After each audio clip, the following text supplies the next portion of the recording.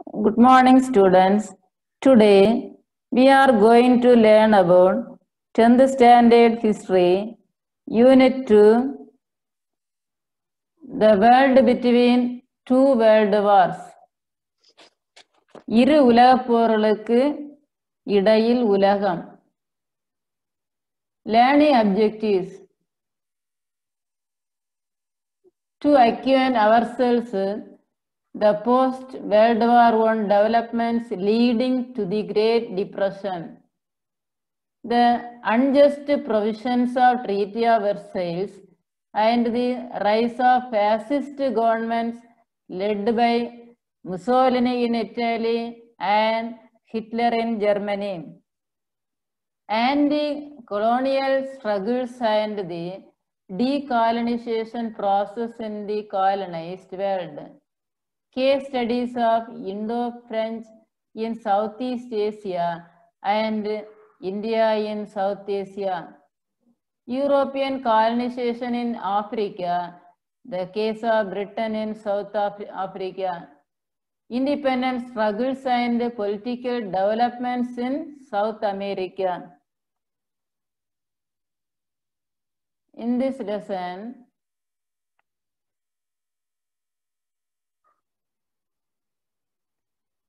முதல் உலகப் போருக்கு பிறகு நிகழ்ந்த நிகழ்வுகள் பொருளாதார பெருமந்தத்திற்கு இட்டு சென்றது. கிரேட் டிப்ரெஷன் பெரிய ஒரு பொருளாதார பெருமந்தத்திற்கு இட்டு சென்றது.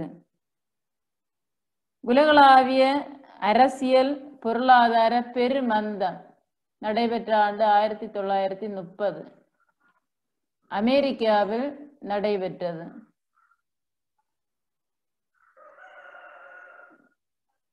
The unjust provisions of Treaty of Versailles and the rise of fascist governments led by Mussolini in Italy and Hitler in Germany. நீதிக்கு புறம்பான வெர்சைல்ஸ் உடன்படிக்கைகள் இத்தாலியில் முசோலினியினுடைய தலைமையிலும் ஜெர்மனியில் ஹிட்லருடைய தலைமையிலும் எழுச்சி பெற செய்தது. Then anti-colonial struggles and the decolonization process in the colonized world. உலகில் காலனிய எதிர்ப்பு போராட்டங்கள் நடைபெற வழிவகுத்தது. யூரோப்பியன் காலனிசேஷன் இன் ஆப்பிரிக்கா, ஆப்பிரிக்காவில் ஐரோப்பிய காலனிகள் உருவாக்க காரணமாக அமைந்தது. The case of Britain in South Africa, தென்னாப்பிரிக்காவில் இங்கிலாந்து காலனியை ஏற்படுத்தியது.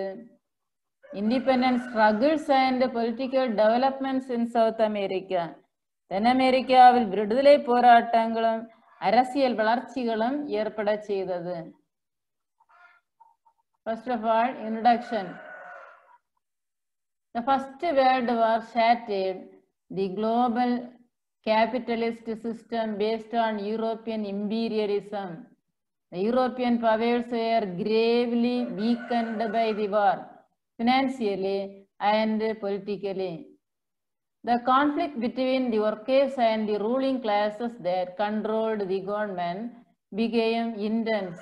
As a result of this, fascism emerged in Italy and Germany.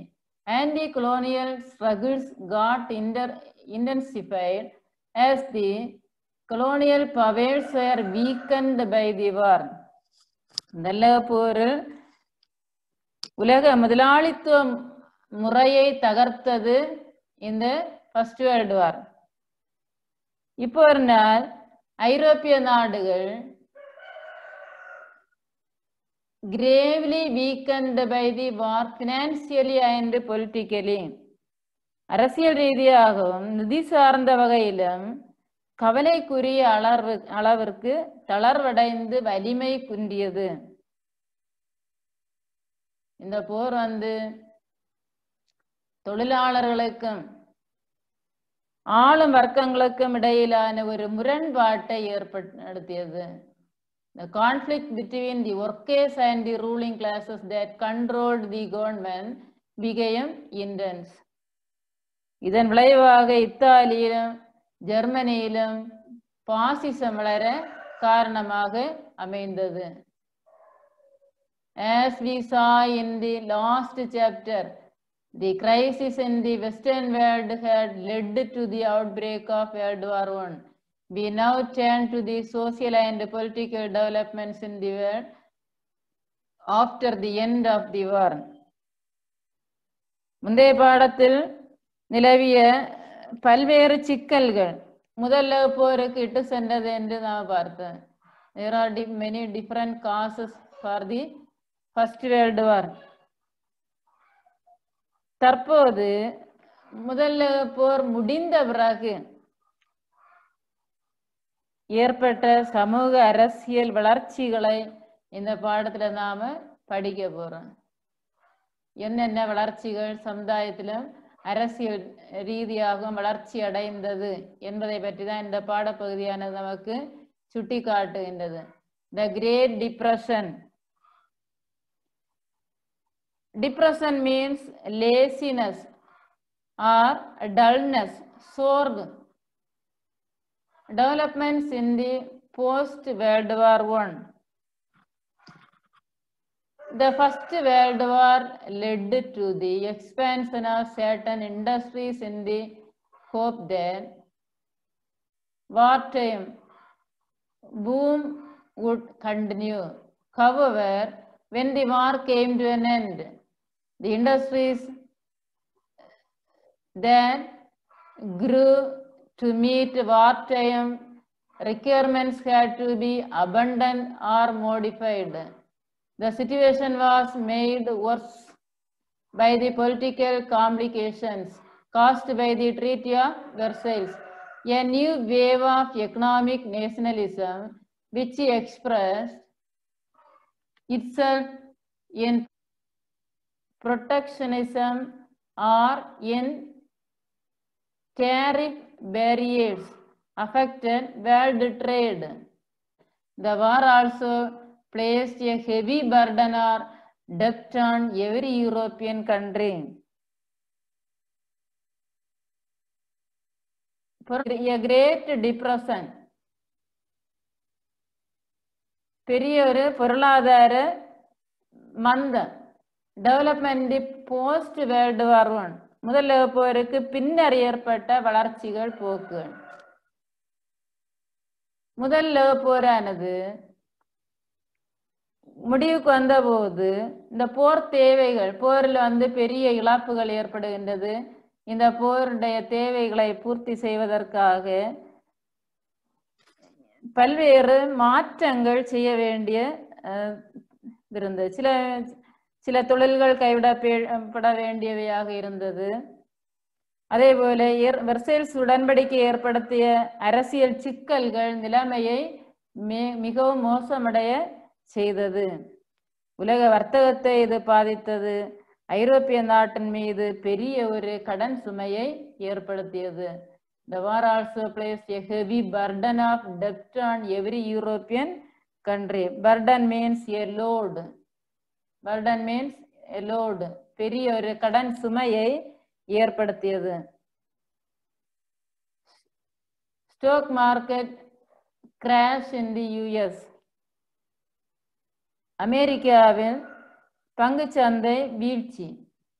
The first huge crash occurred on 24th October 1929. This discouraged investors and consumers to such an extent that more and more people began to sell their shares and dispose of their stocks. But there were no buyers. This was followed by the failure of American banks. The American financiers were forced to recall their own funds invested abroad. 1929 October 24 பெரிய ஒரு வீழ்ச்சி அமெரிக்க ஐக்கிய நாட்டில் பங்கு முதலீட்டாளர்களிடையே ஏற்படுத்தியது. முதலீட்டாளர்களும் வாடிக்கையாளர்களும் பங்குகளை விற்க தலைப்பட்டார்கள், விற்க தொடங்கினார்கள். Extend that more and more people began to sell their shares and dispose of their stocks. தங்களிடம் இருந்த ஏராளமான பங்குகளை விற்க தொடங்கினார்கள், ஆனால் வாங்குவதற்கு யாருமே முன்வரவில்லை. But there was no buyers. This was followed by the failure of American banks. இந்த பெரிய வீழ்ச்சி, முதலீட்டில் ஏற்பட்ட சரிவு அமெரிக்க வங்கிகளுடைய தோல்விக்கு காரணமாக அமைந்தது. அதனால் அமெரிக்க முதலீட்டாளர்கள் வெளிநாடுகளில் செய்திருந்த தங்கள் முதலீடுகளை திரும்ப பெறும் கட்டாயத்திற்கு உட்பட்டார்கள். Break down of the international system of exchange. பன்னாட்டு செலாவணி முறையில் ஏற்பட்ட சீர்குலைவு.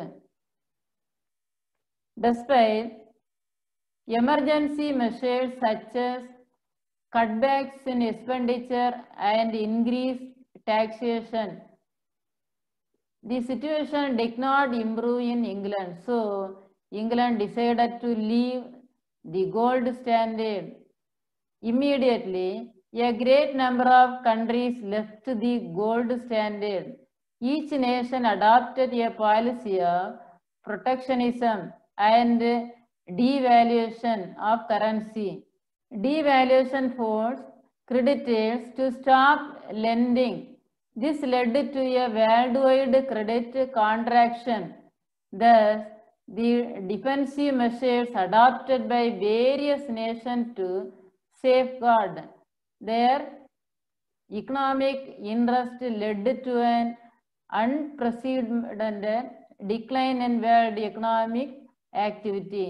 As its effect was deep and prolonged, economists and historians call it the Great Depression.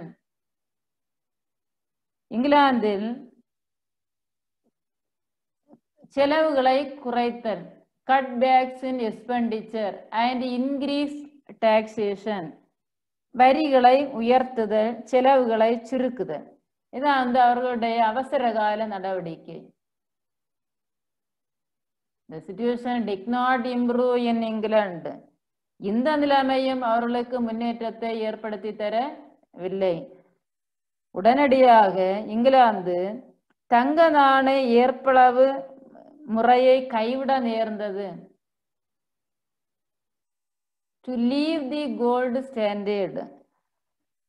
தங்க நாணய ஏற்பளவு முறையை கைவிட முடிவு செய்தது.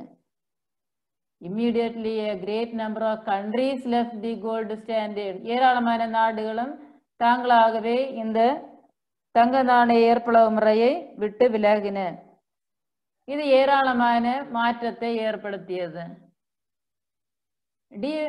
Devaluation forced creditors to stop lending. This led to a worldwide credit contraction. உள்நாட்டு சந்தையை பாதுகாக்கும் பொருட்டு ஒவ்வொரு நாடுகளும் தங்களை தாங்களே பாதுகாத்து கொள்ள ஏற்படுத்திய ஒரு நடவடிக்கை. ஆனால் இதன் காரணமாக பணத்தினுடைய மதிப்பானது குறைக்கப்பட்டது. Thus, the defensive measures adopted by various nations to safeguard their economic interests led to an unprecedented decline in world economic activity. As its effect was deep and prolonged, economists and historians called it the Great Depression. இதனுடைய விளைவு ஆழமானதாகவும் நீண்ட காலம் நீடித்திருப்பதாக அமைந்ததால் வரலாற்று அறிஞர்களும் பொருளாதார மேதைகளும் இதனை பெருமந்தம் என்று அழைத்தார்கள். Gold standard is a monetary system where a country's currency or paper money carried a value directly linked to gold. தங்க மதிப்பீட்டு அளவு என்பது ஒரு நாணய முறை. இதில் ஒரு நாட்டினுடைய நாணயம் அல்லது காகித பணம் தங்கத்தோடு நேரடி தொடர்புடைய ஒரு மதிப்பினை பெற்றிருக்கும். நாணயமும் தங்கமும் மதிப்பு தொடர்புடைய ஒன்றாக இருக்கும். Repercussion in politics. Repercussion means sequence or effect. பலன், இதனுடைய பலன் என்னென்ன? The depression changed the political conditions in several countries. In England, the Labour Party was defeated in the general elections of 1931. In the USA, the Republican Party was rejected by the people in successive elections for about 20 years after the Depression. பெருமந்தம் பல நாடுகளின் அரசியல் நிலைமைகளை மாற்றியமைத்தது. இங்கிலாந்தில் 1931 தொழிலாளர் கட்சி தேர்தல் ஏற்பட்டது, ஒரு பொது தேர்தல். இந்த பொது தேர்தலில் தொழிலாளர் கட்சி தோற்கடிக்கப்பட்டது. Labour party was defeated in the general elections of 1931. அமெரிக்காவில் குடியரசு கட்சி Republican Party was rejected by the people. 20 ஆண்டுகள் நடைபெற்ற அனைத்து தேர்தல்களிலும் இந்த குடியரசு கட்சியானது மக்களால் ஒதுக்கப்பட்டு இருந்தது. குடியரசு கட்சி தோல்வியையே தழுவியது தொடர்ந்து 20 ஆண்டுகளாக. Rise of fascism and Nazism. பாசிசம் நாசிசத்தினுடைய எழுச்சி. The impact of war in Italy. இத்தாலியில் போரினுடைய தாக்கம் என்னது? The first of the nations of Western Europe to turn against the old ruling realm was Italy.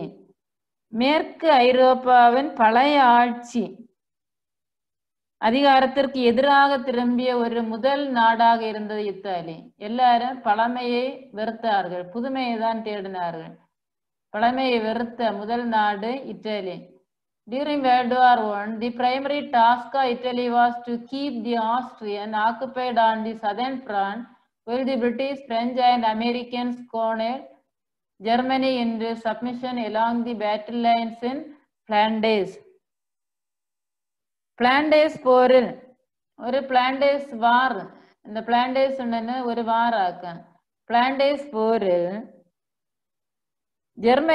ஜெர்மனியை இக்கட்டான ஒரு சூழ்நிலையில் சிக்க வைக்க வேண்டும் என்று ஆங்கிலேயர்களும் பிரெஞ்சுக்காரர்களும் அமெரிக்காவும் திட்டம் தீட்டியது. The financial cost of the participation in the war was huge. இப்போரில் ஏற்பட்ட பணச்செலவு மிக மிக பெரியது. போரில் ஏற்பட்ட Moreover, after the war, in the sharing of the spoils, Italy got less than she expected. இந்த போரில் ஏற்பட்ட ஆதாயங்கள் பகிர்ந்து கொண்ட போது இத்தாலி தான் எதிர்பார்த்ததை விட மிக குறைவான தொகையை கிடைக்கும்படி செய்தது. இத்தாலிக்கு குறைவான தொகை கொடுத்தது, மீதி எல்லாரும் அதிகமான பணத்தை பங்கீடு செய்தார்கள். The country suffered heavy losses in a war. அதனால இத்தாலி இந்த போருக்கு பிறகு, பிளாண்டேஸ் போருக்கு பிறகு அதிகமாக துன்பத்திற்கு உள்ளாகியது, பேரிழப்புகளை சந்தித்தது. இதற்கு காரணம் இத்தாலியில் காணப்பட்ட யூதர்கள், கிறிஸ்தவர்கள், ப்ரோ ஆஸ்ட்ரியன் கேத்தலிக்ஸ், அங்கே காணப்பட்ட கத்தோலிக்கர்களை இத்தாலி கலந்து ஆலோசிக்காமல் இருந்ததே இதற்கு காரணம்.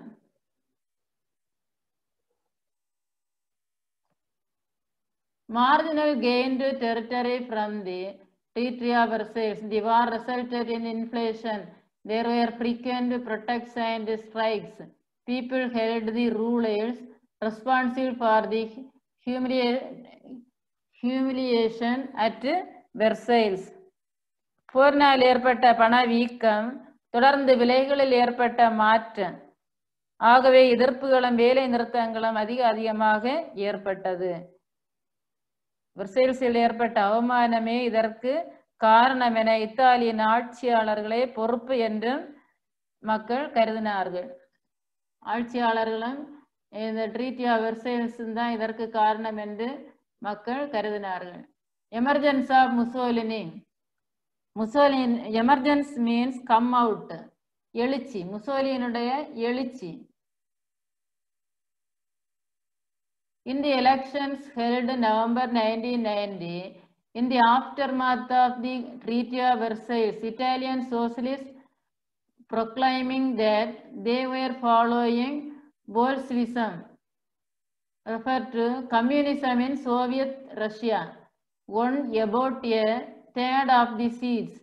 Mussolini, son of a blacksmith and qualified as an elementary schoolmaster, in the end became a journalist with socialist views. A forceful speaker, Mussolini began to support the use of violence and broke out the socialists when they opposed Italy's entry into the war. When the fascist party was founded in 1919, Mussolini immediately joined it, as fascists stood for authority, strength and discipline. Support came from industrialists, nationalists, ex-soldiers, the middle classes and discontented youth. The fascists resorted to violence freely. In October 1922, in the context of a long ministerial crisis, Mussolini organized the fascist march on Rome. Impressed by the show of force, the king invited Mussolini to form a government. The inability of the Democratic Party leaders to combine and act with resolution facilitated Mussolini's triumph. Emergence of Mussolini. Mussoliniனுடைய எழுச்சி. In the elections held November 1919, in the aftermath of the Treaty of Versailles, Italian socialists proclaiming that they were following Bolshevism. இத்தாலிய சோசியலிஸ்டுகள் 1919 நவம்பரில் நடைபெற்ற தேர்தலில் 1/3 இடத்தை கைப்பற்றியது. இந்த Mussolini, son of a blacksmith, ஒரு இரும்பு வேலை செய்பவருடைய மகனாக பிறந்தார். qualified as an elementary school master, தொடக்கப்பள்ளி ஆசிரியருக்கான தகுதியை முதலாக பெற்றார். அதன் பிறகு சோசலிச சிந்தனைகளோடு பத்திரிகையாளரானார்.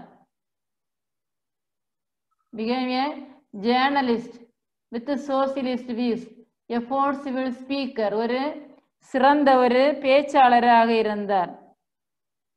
Mussolini began to support the use of violence and broke with the socialists when they opposed Italy's entry into the war. Italy கலந்து கொள்வதற்கு உலகப் போரில் வன்முறையை பயன்படுத்த ஒரு ஆதரவு கொடுத்தார். வன்முறை சார்பாக இவர் களத்தில் இறங்குகின்றார்.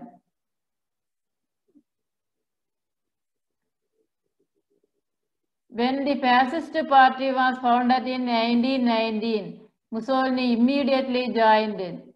1919 பாசிசம் தொடங்கப்பட்ட போது முசோலினி உடனடியாக அதனுடைய உறுப்பினராக சேர்கின்றார். strength and discipline, authority. அந்த பாசிஸ்டுகள் அதிகாரம், வலிமை, ஒழுக்கம் ஆகியவற்றை முன்னிலைப்படுத்தியதால் இந்த கட்சியில முன்னாள் இராணுவத்தினரோ தேசியவாதிகளோ நடுத்தர வர்த்தகத்தினரோ அல்லது மன நிறைவற்ற இளைஞர்களோ இதில் உறுப்பினர்களாக இருந்தார்கள். யூத் இளைஞர்கள். இதனுடைய முக்கியமான கொள்கை அதிகாரம், வலிமை, ஒழுக்கம். அதிகாரம், strength, authority, strength and discipline. இந்த 3 கொள்கைகளும் இந்த முசோலினிக்கு பிடித்த காரணத்தினால் இதில் உறுப்பினராக சேர்கின்றார். In October 1922, in the context of a long ministerial crisis, Mussolini organized the fascist march on Rome.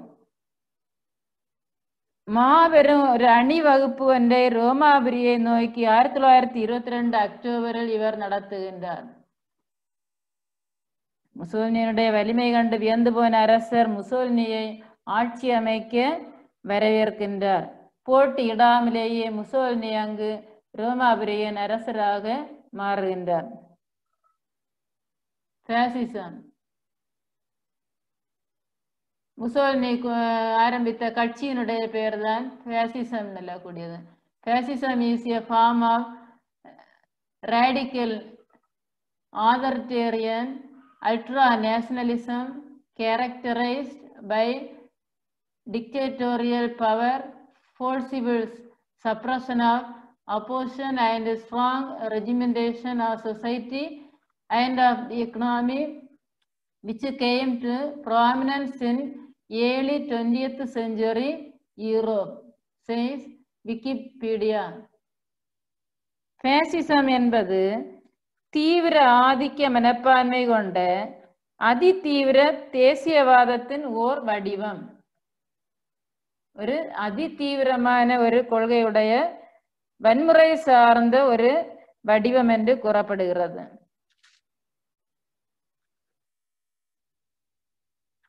Fascist under Mussolini.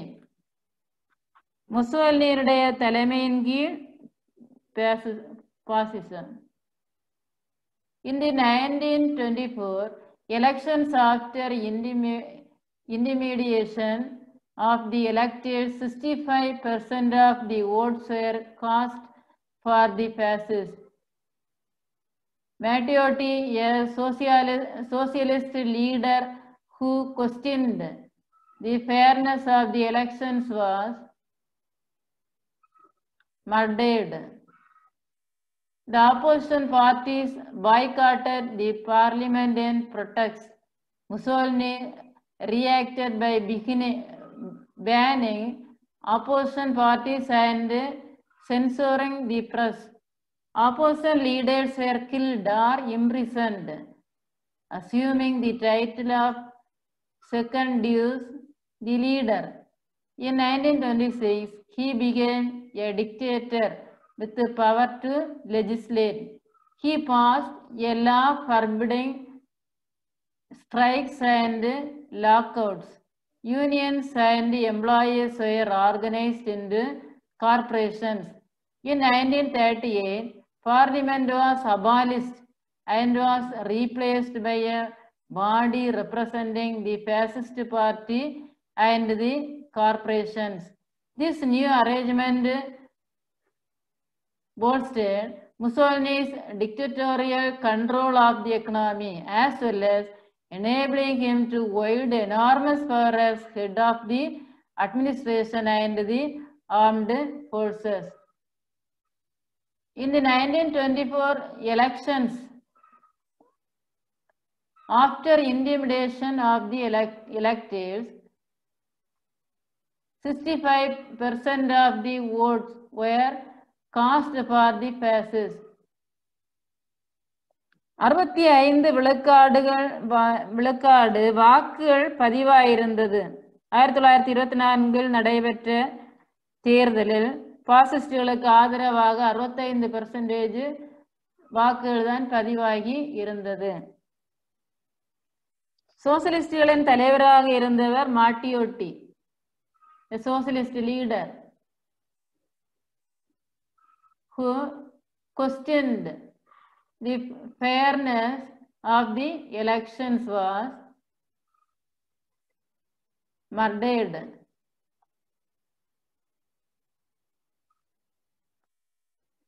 தேர்தல் விதிமுறைக்கு உட்பட்டு நடைபெறவில்லை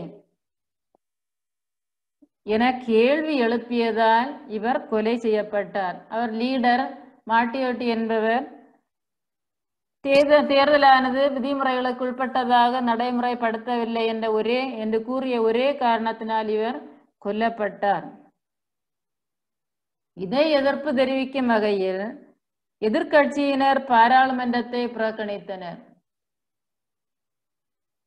Opposition leaders were killed or imprisoned. Mussolini எதிர்கட்சிகளை தடை செய்து பத்திரிகைகளை தணிக்கைகளுக்கு உட்படுத்தினார். ஏராளமான எதிர்கட்சி தலைவர்கள் கொல்லப்பட்டார்கள், பலரும் சிறை வைக்கப்பட்டார்கள்.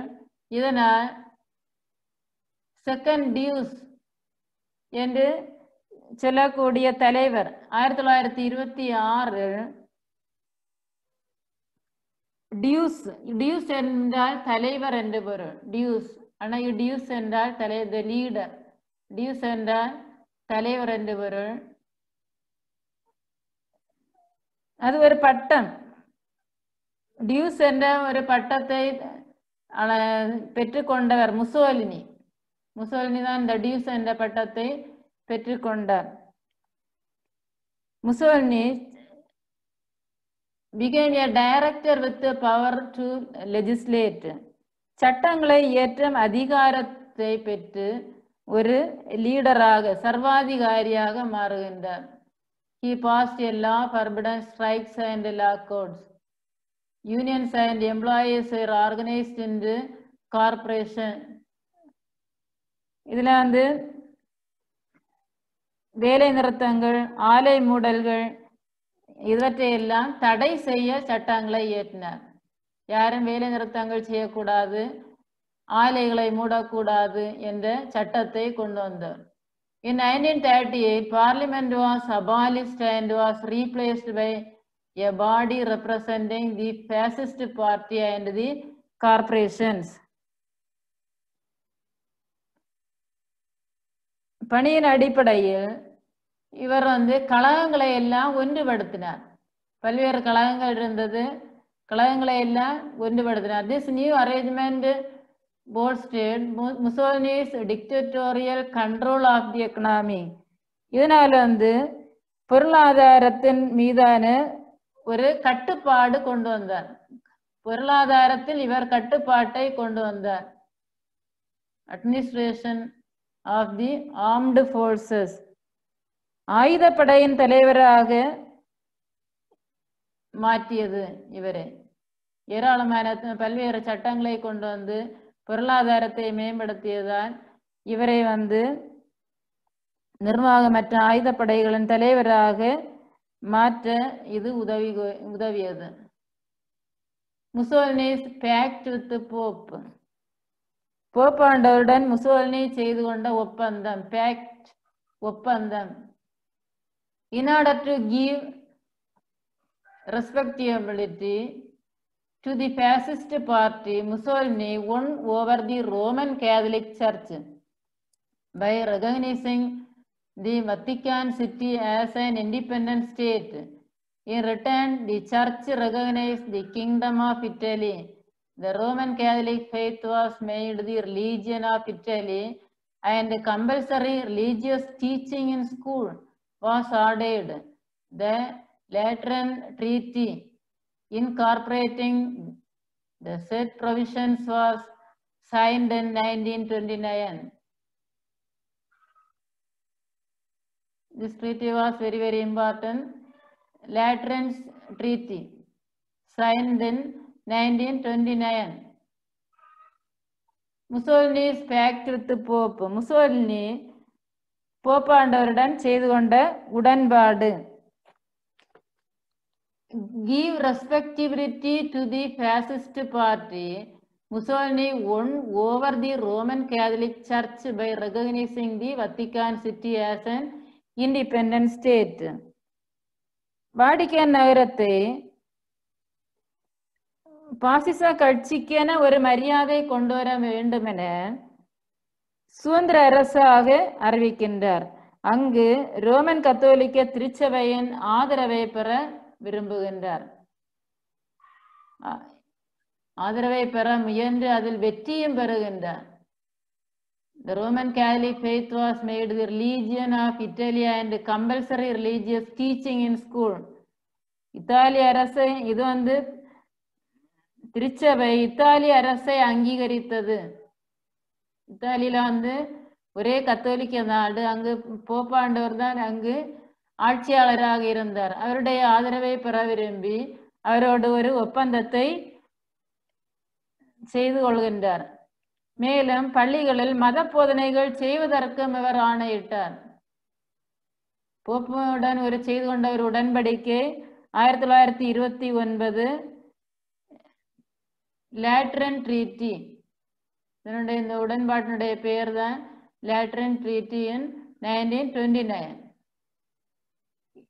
Italy during the great depression. பெருமந்தத்தின் போது இத்தாலியினுடைய நிலை என்ன?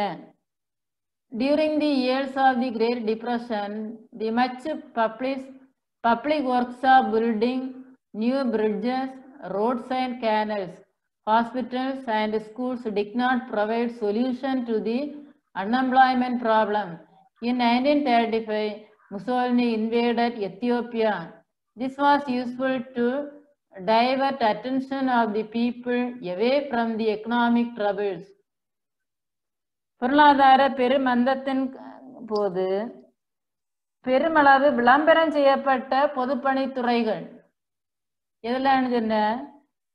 புதிய பாலங்கள், பொதுத்துறை பணிகள், public works of building new bridges, roads and canals, hospitals and schools did not provide solutions to the unemployment problem.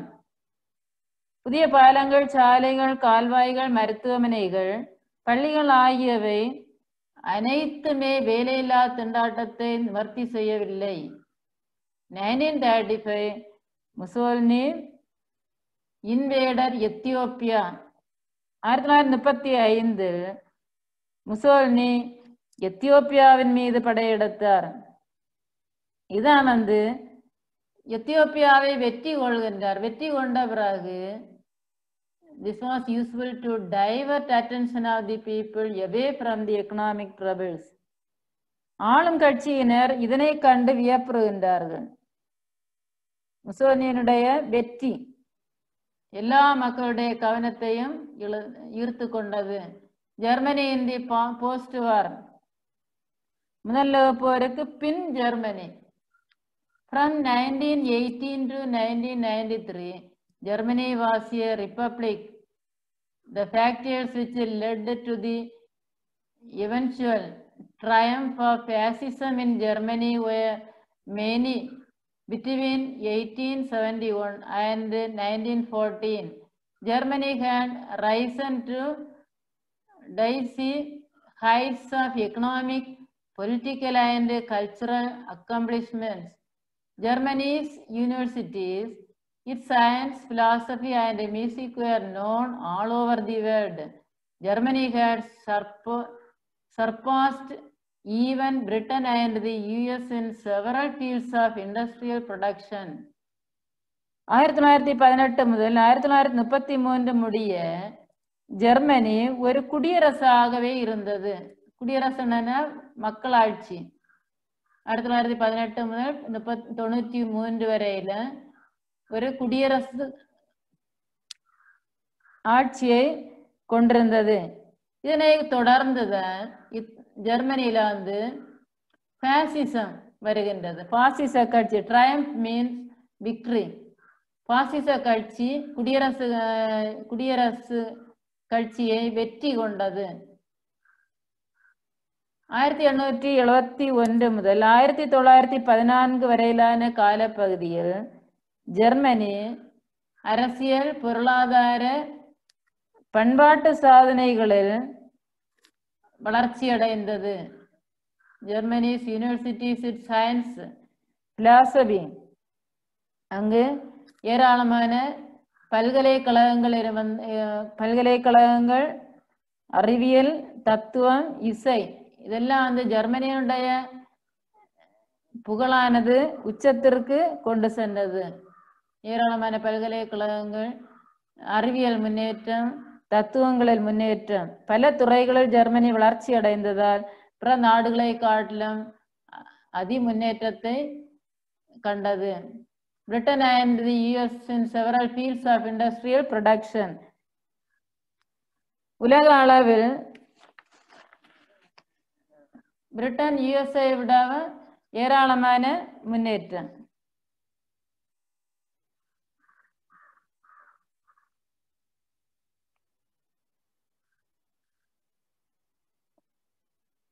Germany's defeat and humiliation at the end of World War I caused deep shocks to the German people.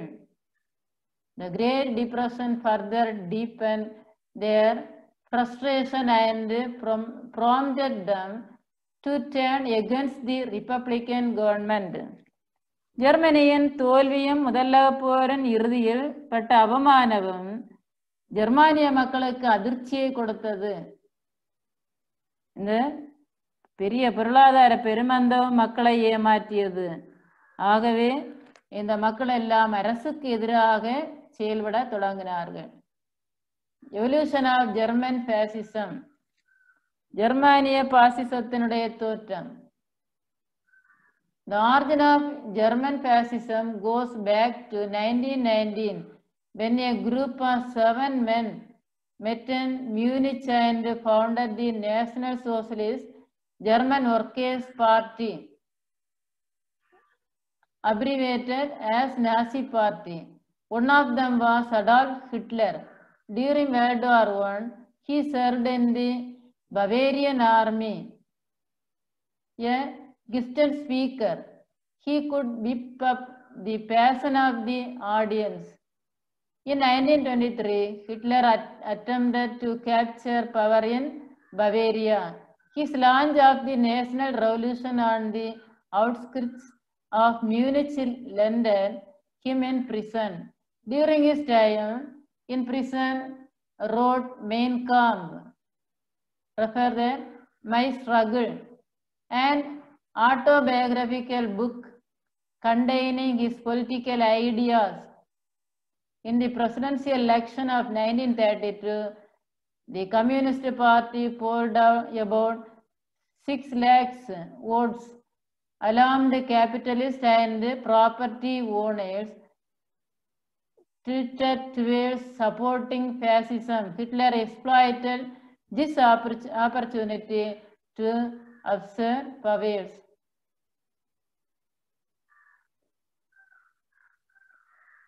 The origin of German fascism goes back to 1919 when a group of 7 men met in Munich and founded the National Socialist German Workers' Party.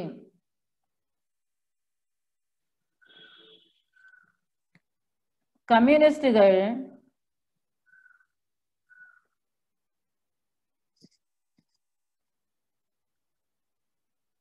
ஆயிரத்தி 1919 7 நபர்களை கொண்ட ஒரு குழுவானது Munich நகரில் சந்தித்து பேசி ஒரு கட்சியை ஆரம்பித்தது. ஜெர்மன் உழைப்பாளர் கட்சி, ஜெர்மன் ஒர்க்கர்ஸ் பார்ட்டி. இது நாளடைவில் நாசிச கட்சி என்று, நாசிக் பார்ட்டி என்று அழைக்கப்பட்டது. அதில் ஜெர்மன் உழைப்பாளர் கட்சி என்று ஆரம்பிக்கப்பட்ட 7 நபர்களை கொண்டு, அந்த 7 நபர்கள்லையும் ஹிட்லர் ஒரு அங்கத்தினராக இருந்தார்.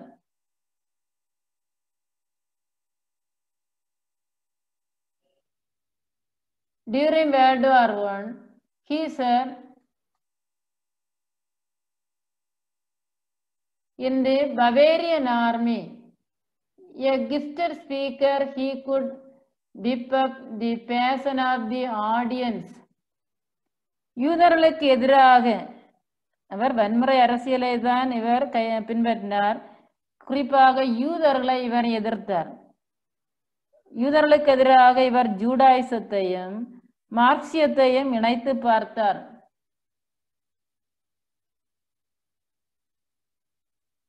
இவர் a gifted speaker,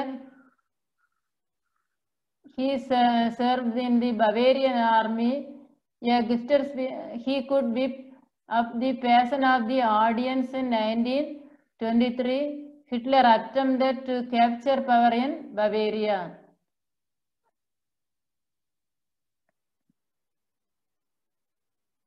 இவர் சிறையில் இருந்தபோது மெயின் காம் என்ற புத்தகத்தை எழுதுகின்றார். An autobiographical book containing his political ideas. இதனுடைய பொருள் வந்து எனது போராட்டம், மெயின் காம் என்று தனது வாழ்க்கை சரிதையை தானே எழுதுகின்றார். இதுதான் வந்து வேத நூலாக மாறியது. In the presidency election 1932, the Communist Party polled about 6 lakhs. 6 லட்சம் வாக்குகள் வித்தியாசத்தில் இவர் வெற்றி வாக்குகள் பெற்றார். முதலாளித்துவத்தினுடைய உரிமையை மாற்றி நாசிசத்தை மக்கள் எல்லாரும் ஆதரிக்க தொடங்குகின்றார்கள். Hitler exploited this opportunity to usurp powers. தவறான வழியில் ஹிட்லர் வந்து தவறான வழியில் அதிகாரத்தை பெறுகின்றார்.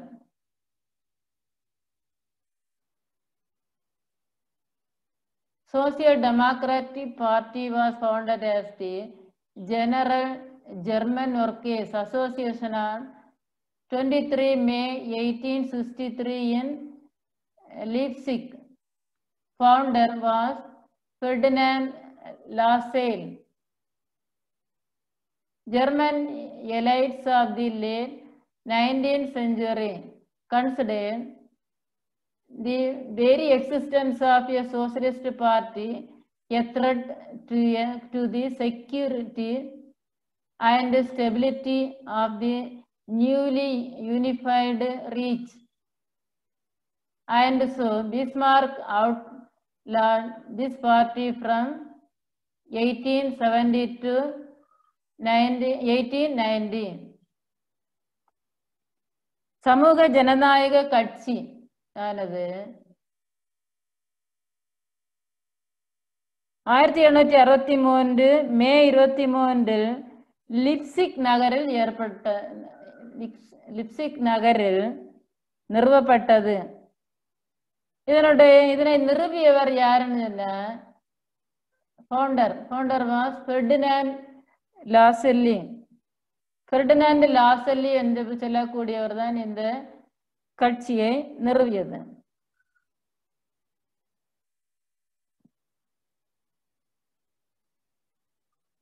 பத்தொன்பதாம் நூற்றாண்டில்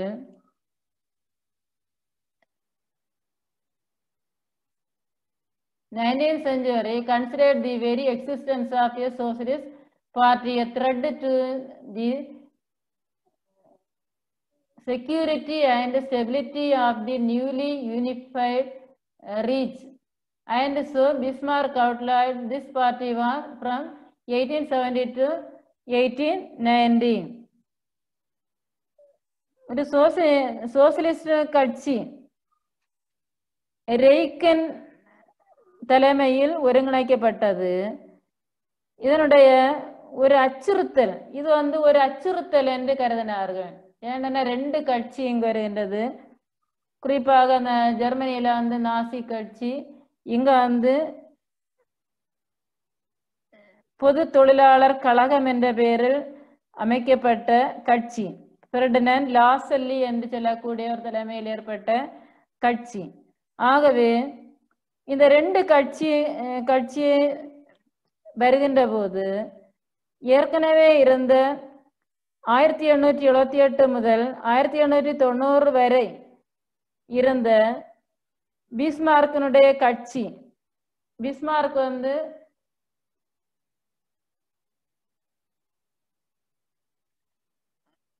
இந்த கட்சியை வந்து தடை செய்கின்றார். 1878 முதல் 1890 வரையிலும் இந்த கட்சியை தடை செய்தவர் யாருன்னு கேட்டா Bismarck. However,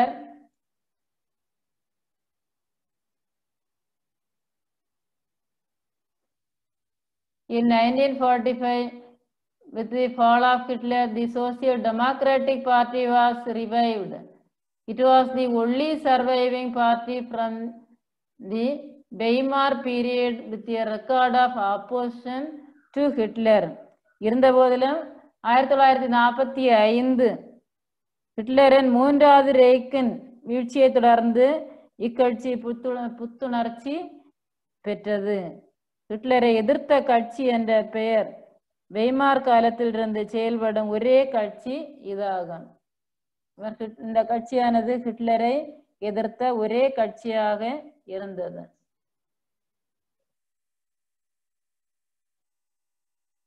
The Nazi state of Hitler. ஹிட்லரின் நாசிச அரசு.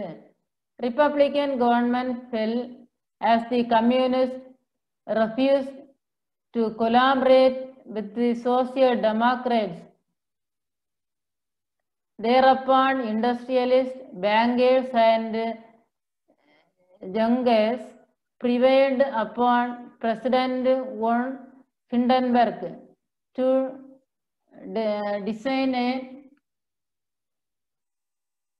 designate Hitler as Chancellor in 1933.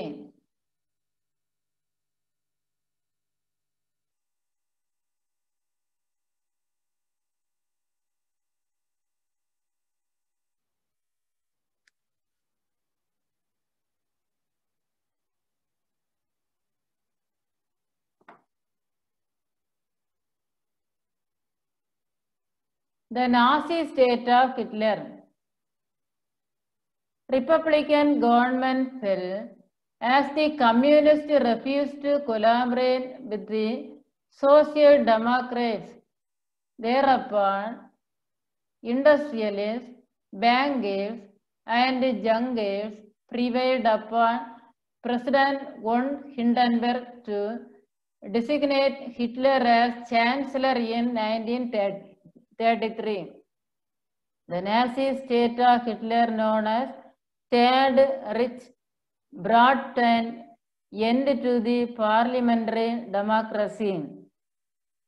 ஹிட்லரின் நாசிச அரசு கம்யூனிஸ்டுகளின் சமூக ஜனநாயக கட்சியுடன் கூட்டணி வைக்க மறுத்ததால் இந்த குடியரசு கட்சியானது தானாகவே கவிழ்கின்றது. இதன் விளைவாக தொழிலதிபர்களும் வங்கியாளர்களும் குடியராட்சி கட்சியினரும் ஹிட்லரை தங்கள் கட்டுப்பாட்டில் வைத்துக் கொள்வதற்காக தீர்மானிக்கின்றார்கள். ஒரு நம்பிக்கை மிக்க ஒரு சான்சலராக 1933 ஹிட்லரை பதவியில் அமரும்படி கட்டாயப்படுத்துகின்றார்கள். குறிப்பாக குடியரசுத் தலைவர் வான் ஹிண்டன்பர்க் என்று சொல்லக்கூடியவர் இவரை வற்புறுத்துகின்றார். ஹிட்லரை சான்சலராக மாற வேண்டும் என்று வற்புறுத்துகின்றார். ஹிட்லரின் நாசி அரசு முதல் உலகப் போருக்கு பிறகு ஜெர்மனியில் நிறுவப்பட்ட ஒரு பாராளுமன்ற ஜனநாயக அரசை முடிவுக்கு கொண்டு வந்தது. Then Hitler replaced the flag of the Weimar Republic by the swastika banners, swastika of National Socialism. Germany was converted into a highly centralized state. All political parties except the Nazi Party were declared illegal. The army of Brown Sutter and jackbooted stormtroopers was expanded. The Hitler Youth was created and the Labor Front set up.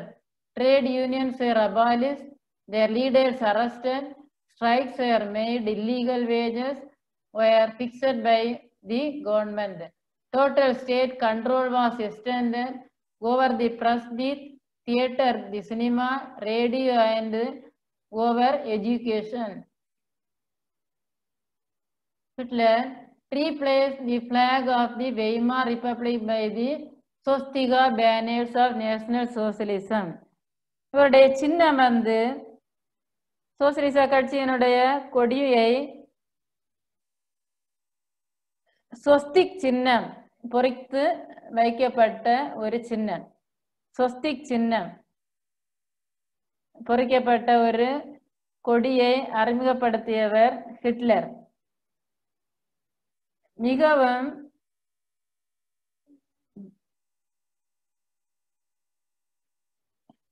Germany was converted into a highly centralized state.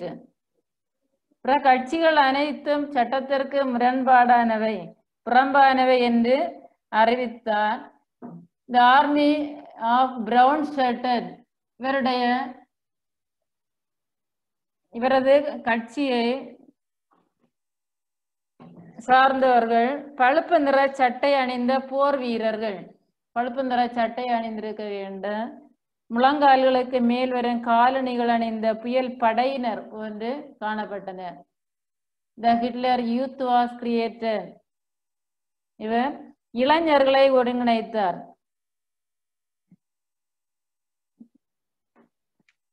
Trade unions were abolished. Their leaders arrested. Strikes were made illegal. Wages were fixed by the government. நாசிகளுடைய தொழிற்சாலையை கட்டுப்படுத்தினார். பத்திரிகைகள், அரங்குகள், திரைப்படங்கள், வானொலி, கல்வி ஆகிய அனைத்தும் அரசனுடைய கட்டுப்பாட்டின் கீழ் கொண்டு வந்தார். The Nazi party's propaganda was led by Joseph Goebbels, who manipulated public opinion through planned propaganda. The Gestapo or secret state police was formed and run by Himmler. நாசி கட்சியினுடைய பிரச்சாரங்களுக்கு ஜோசப் கோயபெல்ஸ் என்று சொல்லக்கூடியவர் பொறுப்பேற்கின்றார். இவர் பொதுமக்களுடைய கருத்துக்களை நாசிசத்திற்கு ஆதரவாக மாற்றுகின்றார்.